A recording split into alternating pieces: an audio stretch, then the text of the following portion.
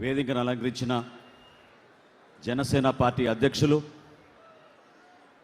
మనందరి అభిమాన నాయకులు, ఆంధ్రప్రదేశ్ రాష్ట్ర ముఖ్యమంత్రి శ్రీ పవన్ కళ్యాణ్ గారికి, వేదికను అలంకరించిన సహచర మంత్రివర్యులు దుర్గేష్ గారికి, పెద్దలు నాగబాబు గారికి, గౌరవ శాసనసభ్యులు, గౌరవ పార్లమెంట్ సభ్యులకు, జనసేన పార్టీ వివిధ కార్పొరేషన్లకి చైర్మన్లు, పార్టీ కార్యవర్గంలో ఉన్నత స్థానంలో ఉన్న మన నాయకులు, మా అందరికన్నా ముఖ్యంగా మీరు మన జన సైనికులు, మన వీర మహిళలు, మనస్ఫూర్తిగా మీరు ఏ విధంగా 12 సంవత్సరాలు పవన్ కళ్యాణ్ గారి వెంట నడిచారో, ఆ బాటలో ఎంతోమందిని తీసుకొచ్చి రాష్ట్రానికి మీరు ఉపయోగపడ్డారో ఈ సందర్భంగా మనం గుర్తు చేసుకోవాలి. ఈరోజు ఈ ప్రాంగణం మాన్యం వీరుడు అల్లూరి సీతారామరాజు గారి స్ఫూర్తి మిమ్మల్ని నింపడానికి కోసం పవన్ కళ్యాణ్ గారు ప్రత్యేకంగా నామకరణ చేశారు. గతంలో అటువంటి మహానుభావులు ఏ విధంగా త్యాగం చేశారో మన రాష్ట్రం కోసం, మన దేశం కోసం, మన పౌరుల కోసం, మీ అందరిలో కూడా స్ఫూర్తి నింపడానికి కోసం ఒక ప్రయత్నం. బ్రిటిష్ సామ్రాజ్యాన్ని వనరులు తక్కువ ఉన్న తన అనుచరులతోటి ఏ విధంగా ఆయన చాకచక్యంగా పోరాటం చేసి అనేక సందర్భాల్లో చనిపోయే పరిస్థితుల్లో కూడా భయపడకుండా 27 సంవత్సరాల్లోనే నాయకత్వం చూపించిన మహానుభావుడు అల్లూరి సీతారామరాజు గారు. ఆయన పేరుతో మనం ఈ రోజున ఈ ప్రాంగణంలో ఒక స్ఫూర్తిని నింపే విధంగా ఒక ప్రస్థానం, ఒక ప్రయాణం చేయబోతున్నాం. అదేవిధంగా 5 ముఖద్వారాలు, వాటన్నిటికి కూడా ప్రత్యేకంగా ఆలోచించి పవన్ కళ్యాణ్ గారు మిమ్మల్ని అందరినీ కూడా ఉత్తేజపరచడానికి కోసం చేసిన కార్యక్రమం. తెలుగు రచయిత, గొప్ప కవి, తన రచనల ద్వారా సాంఘిక పరివర్తనకు ప్రయత్నించిన మహాకవి గురజాడ అప్పారావు గారు.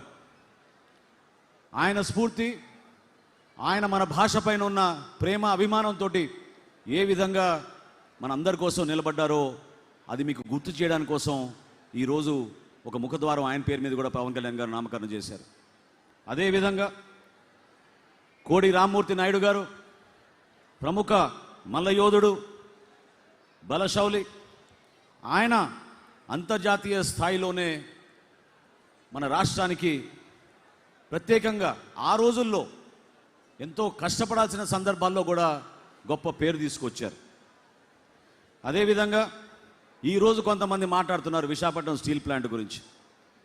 కానీ ఎప్పటి నుంచో ఎంతమంది దాని గురించి త్యాగాలు చేశారో, ఎంతమంది ప్రాణాలు కోల్పోయారో వారిని మర్చిపోతున్నారు. అటువంటి మహానుభావుల్లో ఒకళ్ళు తెన్నేటి విశ్వనాథం గారు. విశాఖపట్నంలో సముద్ర తీరంలో ప్రత్యేకంగా ఒక ఆధునిక ఉక్కు కర్మాగారాన్ని స్థాపించడంలో ఆయన పోషించిన పాత్ర మనం ఎవరం కూడా మర్చిపోలేము, మర్చిపోకూడదు. అందుకనే ఆయన పేరుతో కూడా ఈరోజు ఒక ముఖద్వారం ఏర్పాటు చేసుకున్నాం. ఉత్తరాంధ్ర వీరవనిత, నిండు గర్భిణిగా ఆ రోజు ఆమె రైతుల పక్షాన నిలబడి ఒక అద్భుతమైన పోరాటం బ్రిటిష్ సామ్రాజ్యం పనిచేశారు.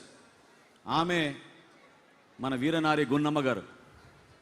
ఆ విధంగా మనలందరినీ కూడా ఇన్స్పైర్ చేస్తూ మన చరిత్ర గురించి, మన ప్రాంతంలో త్యాగాలు చేసిన మహానుభావుల్ని గుర్తు చేసుకుని జనసేన పార్టీ ప్రయాణం ఎప్పుడు కూడా ముందు సాగుతుంది.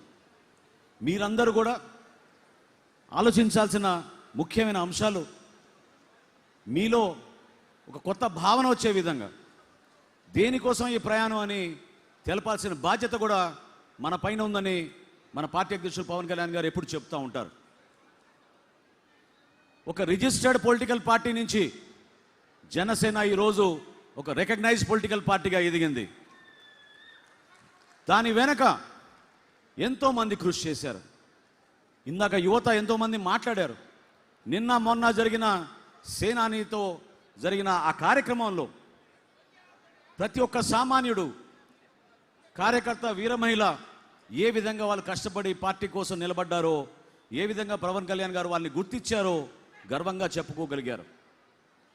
ఈరోజు ఇందాక మహిళ అక్కడ గ్లాస్ సింబల్ పట్టుకుని ఆమె చూపిస్తూ ఉంటే మనకి ఈ రికగ్నిషన్ ద్వారా ఈరోజు జాతీయ స్థాయిలో మన రికగ్నైజ్ పొలిటికల్ పార్టీగా ఎదిగితే మనకి ఆ గ్లాస్ సింబల్ పర్మనెంట్గా జనసేన పార్టీ అభ్యర్థులకు ఎక్కడ పోటీ చేసినా మనం సాధించుకోగలిగాం. దాని వెనక ఏమాత్రం స్వార్థం లేకుండా సుదీర్ఘమైన ప్రస్థానం చేసిన మన నాయకుడిది. ఆ స్ఫూర్తి మీరందరూ కూడా నిలుపుకోవాలి. కార్యక్రమం ప్రారంభంలో వీర మహిళ గోవిందమ్మ గారిని ఎందుకు మనం గుర్తించాం, ఎందుకు ఆ గౌరవం ఇచ్చాం? ఎందుకంటే మరువలేని సంఘటన అది. అర్ధరాత్రి పూట మన అధ్యక్షుడిని ఆ రోజు నిర్బంధించి నోవోటైల్లో పెడితే ఆ మహిళ 3 సంవత్సరాల బిడ్డతో వచ్చి నోవోటైల్కి ఎదురుగా సముద్ర తీరాన కూర్చుని రాత్రంతా దీక్ష చేసి పవన్ కళ్యాణ్ గారిని విడిచే వరకు నేను వెళ్ళనని చెప్పి ఆమె నిలబడిన తీరు మనందరినీ కూడా ఉత్తేజపరచాల్సిన సందర్భాలు మర్చిపోకండి. ఎందుకంటే ఈ రోజున కొంతమంది ఆవేశంతో, కొంతమంది అనుభవం లేక పార్టీ గురించి, ఆయన పడిన కష్టాల గురించి మర్చిపోయి క్షేత్రస్థాయిలో జరుగుతున్న కొన్ని వాస్తవ పరిస్థితులను ఆధారం చేసుకుని మమ్మల్ని ఎవరు పట్టించుకోవడం లేదనుకుంటున్నారు. ప్రభుత్వం వచ్చి 14 మాసాలైంది. పరిపాలన పైన ఒక పట్టు తెచ్చుకోవాలి. ఎన్నికల ముందు మనం ఇచ్చిన హామీలు, వాగ్దానాలు, ప్రజలకు ఏ విధంగా మనం మాట ఇచ్చామో కూటమిని బలపరుచుకుంటూ గౌరవ ముఖ్యమంత్రి చంద్రబాబు నాయుడు గారు, కేంద్రంలో ప్రధానమంత్రి నరేంద్ర మోడీ గారి నాయకత్వంలో పవన్ కళ్యాణ్ గారు ఏ విధంగా సమన్వయపరుచుకుంటూ కష్టపడుతూ ప్రభుత్వ యంత్రాంగాన్ని ముందుకు తీసుకెళ్తున్నారో మీ అందరూ కూడా అర్థం చేసుకోవాలి. ఏ కార్యక్రమం చేసినా సామాన్యుడి కోసం ఆలోచిస్తారు.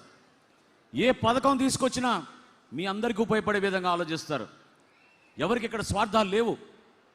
ఒక్కసారి దయచేసి ఆలోచించండి. మీరు 5 సంవత్సరాలు ఎంత నష్టం జరిగిందో మన రాష్ట్రానికి, ఆర్థికంగా ఎంత వెనకడుగేశాం, ఎంత దుర్మార్గంగా ప్రవర్తించారు, ఏ విధంగా వాళ్ళ అరాచకాల వలన కనీసం ప్రజాస్వామ్యంలో పోటీ చేసుకోలేని పరిస్థితి తీసుకొచ్చిన వైఎస్ఆర్సీపీ పాలకుల గురించి మీరందరూ కూడా గుర్తుపెట్టుకోవాలి.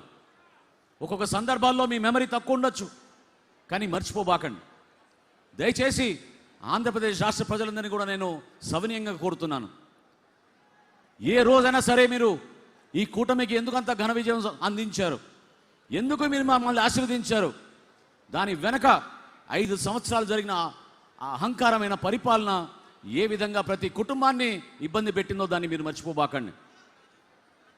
సంక్షేమంలోనూ అభివృద్ధిలోనూ ప్రతి అడుగు మీకోసం ఏ విధంగా నిజాయితీగా మన సామాన్యంగా ఉండే మన కార్యకర్తలు, మన నాయకులు అందించే సమాచారం బేస్ చేసుకుని ప్రతి సందర్భంలో పవన్ కళ్యాణ్ గారు నిలబడతారు.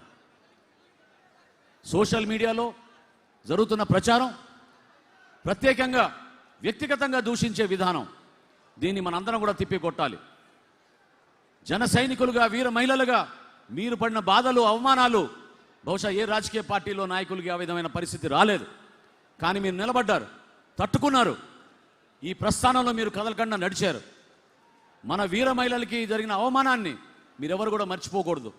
కానీ ఈ సందర్భంలో మేము గుర్తు చేస్తున్నాను, దయచేసి మీరెవ్వరు కూడా వ్యక్తిగత ఆరోపణలు చేస్తూ వ్యక్తిగతంగా ఒకరిని దూషించాల్సిన అవసరం లేదు.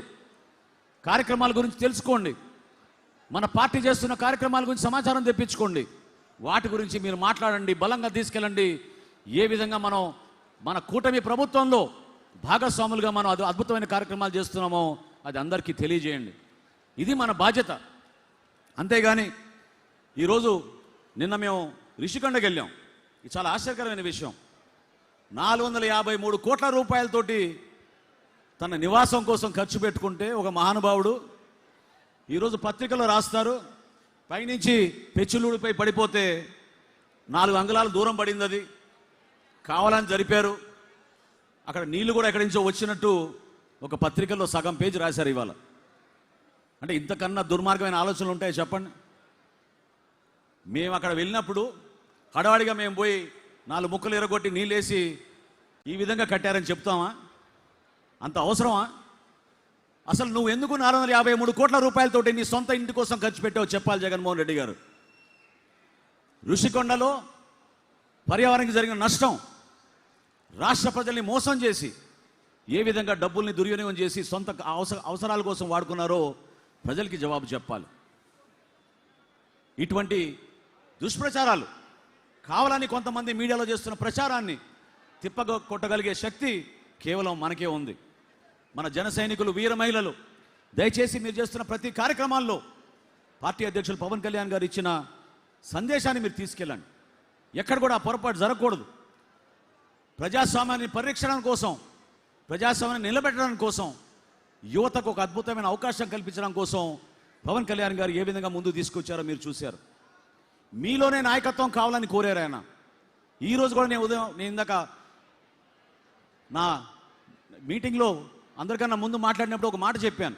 ఈరోజు వేదిక మా కోసం కాదు, ఎవరైతే పార్టీ కోసం నిలబడ్డారో కార్యకర్తలు, మన జన సైనికులు, వీర మహిళలు, వాళ్ళని ఆహ్వానించి వాళ్ళకి ఈ వేదిక ఇమ్మని మన పార్టీ అధ్యక్షులు కోరారు. ఈ రోజున మీరు గెలిపిస్తేనే మేము గెలిచాం, మీరు ఆశీర్వదిస్తేనే మాకు ఈ పదవులు వచ్చినాయి. పవన్ కళ్యాణ్ గారి నాయకత్వంలో ప్రజల్లోకి మనం తీసుకెళ్లాల్సింది ఒకటే ఒకటి. కూటమిని మనం బలోపేతం చేసుకుంటూ 3 పార్టీల్ని సమన్వయపరచుకోవాల్సిన బాధ్యత మనందరికీ ఉంటుంది. ప్రతి ఒక్కరికి పదవులు రావు. అదేవిధంగా నాయకత్వం కోరితే మీకు రాదు. నాయకత్వం కావాలంటే మీలో ఒక బలమైన ఒక తపన, పనిచేసే ఒక నమ్మకం మీలో రావాలి. ఆలోచించండి. మీరు ఒక డిసిప్లిన్ ఉండాలి, ఒక కమిట్మెంట్ ఉండాలి, మీలో కష్టపడే మనస్తత్వం ఉండాలి. అప్పుడు ఆ నాయకత్వం వస్తుంది. మనం చేసే ప్రతి కార్యక్రమం, ఈరోజు తెలుగు రాష్ట్రాల్లో 12,34,000 సభ్యత్వం మనం చేయగలిగామంటే అది కేవలం మీరందరూ చేసిన కృషి. నిజాయితీగా కష్టపడ్డారు పార్టీ పిలుపు మేరకు.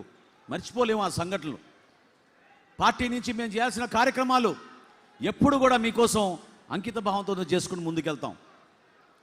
నేను పార్టీ చేరక ముందు పవన్ కళ్యాణ్ గారితో అనేక సందర్భాల్లో మాట్లాడుకున్నప్పుడు ఒక ముఖ్యమైన అంశం నేను చాలా సందర్భాల్లో ప్రస్తావించాను. పదవుల కోసం కాదు మేము చేసిన ప్రయాణం. నేను అప్పటికే శాసనసభాపతిగా ఉన్నాను. పవన్ కళ్యాణ్ గారు ఎప్పటి నుంచో సమాజానికి అంకితం అయిపోయారు. దేనికోసం ఈ ప్రస్థానం అని అనుకున్నాం ఆ రోజున. ఈ ప్రస్థానం మీకోసం, మీకు ఒక చక్కటి వేదిక జనసేన ద్వారా కల్పించడానికి కోసం, ఈ పార్టీ ద్వారా భారతదేశంలో, రాష్ట్రంలో ఒక మార్పు తీసుకొచ్చి ప్రజాస్వామ్యాన్ని నిలబెట్టి ప్రతి ఒక్కరికి మేలు చేయడానికి కోసం, ఒక తపనతో పనిచేయడానికి కోసం ఈ కార్యక్రమం. అంతేగాని స్వార్థ రాజకీయాల కోసమో స్వలాభం కోసం కాదు ఈ ప్రయాణం. మీరందరూ కూడా ఒక అంకిత భావంతో, ఎన్నికలు అయిపోయినాయి, 14 మాసాలు పూర్తయిన ప్రభుత్వం వచ్చిన తర్వాత మన బాధ్యత ఏంటనేది మీరు ఆలోచించాలి. నిలబడండి, ఒకే ఒక మాట మీద నిలబడండి. మన పార్టీ అధ్యక్షులు పవన్ కళ్యాణ్ గారు మనకి ఏం చెప్తారో అది చేద్దాం. దానికి అంకిత భావంతో పనిచేద్దాం, ప్రజల్లోకి తీసుకెళ్దాం. ఇది మన బాధ్యత. ఎన్నికలు వచ్చినాయా రాలేదా, ఎవరికి ఎన్ని సీట్లు వస్తాయి దాని గురించి కాదు. నిలబడాల్సింది మన పార్టీని మనం బలోపేతం చేసుకోవాలి, సంస్థాగతంగా ముందు తీసుకెళ్ళాలి. ఆ ప్రస్థానంలో మనం భారతీయ జనతా పార్టీ నాయకుల్ని గౌరవించాలి, తెలుగుదేశం పార్టీ నాయకుల్ని గౌరవించుకోవాలి. క్షేత్రస్థాయిలో జరుగుతున్న ప్రతి ప్రభుత్వ కార్యక్రమంలో జన సైనికులు, వీర మహిళలు పాల్గొనాలి. ఇది మన ప్రభుత్వంగా మీరు భావించుకొని ముందుకెళ్లాలని చెప్పి మిమ్మల్ని అందరినీ కూడా కోరుకుంటూ, ఇంత అద్భుతమైన అవకాశం 3 రోజుల నుంచి విశాఖపట్నంలో ఎంతోమందిని కలవగలిగాం. దూర ప్రాంతాల నుంచి కష్టపడి తిరిగి వచ్చారు. పేరు పేరున ఈ ఆహ్వాన కమిటీకి కష్టపడి పనిచేసిన మన గౌరవ శాసనసభ్యులకి, ఈ 12 మంది కమిటీలు ఏదైతే వారం 10 రోజుల నుంచి అహర్నిశలు కృషి చేశారు ఇటువంటి ఏర్పాటు చేయడానికి, పోలీస్ సిబ్బందికి, అధికారులకు, మన పార్టీ అధ్యక్షులు పవన్ కళ్యాణ్ గారికి మనకి ఇటువంటి వేదిక కల్పించినందుకు గర్వంగా మనం జనసేన అని చెప్పుకునే విధంగా ముందుకెళ్ళడానికి ఆయన కల్పించిన ఈ అవకాశాన్ని నేను ప్రత్యేకంగా ధన్యవాదాలు తెలుపుకుంటూ సెలవు తీసుకుంటున్నాను. జై జనసేన.